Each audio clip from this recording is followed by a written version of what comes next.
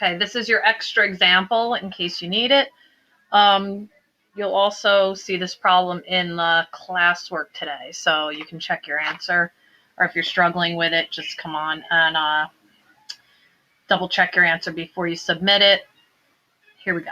Okay, so as you can see, I am given the hypotenuse. How do I know that? Because it's across from the right angle, and I'm given side B. Okay, A is indicated here. So I know I'm going to subtract because I'm trying to find one of the legs. And here we go. Start out with the Pythagorean theorem. And that always is the same.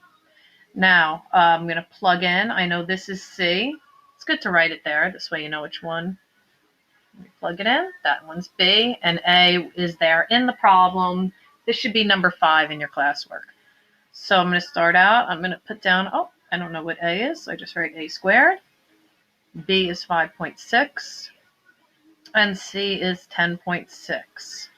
Okay, so I'm going to do 5.6 squared. I don't know what that is off the top of my head, so I'm doing 5.6 squared, which is 31.36.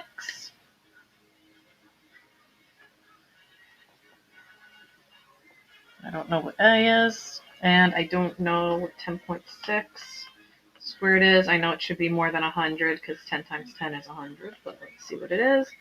112.36. Okay, so now, because I have one of the legs and the hypotenuse, I know I'm going to subtract. Okay, you're just solving the equation.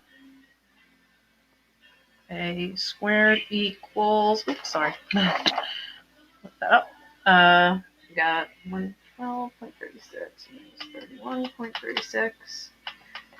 1. Oh, that's easy. It's a rational number because there is a square root of 81, so you don't have to worry about rounding, and you get 9. Okay, now I'll check my answer. A is 9. Seems correct because it is less than the hypotenuse. Just remember, if you need to round, it will tell you where to round to in the classwork. And if you have any questions, please feel free to contact me or stop into the meetings.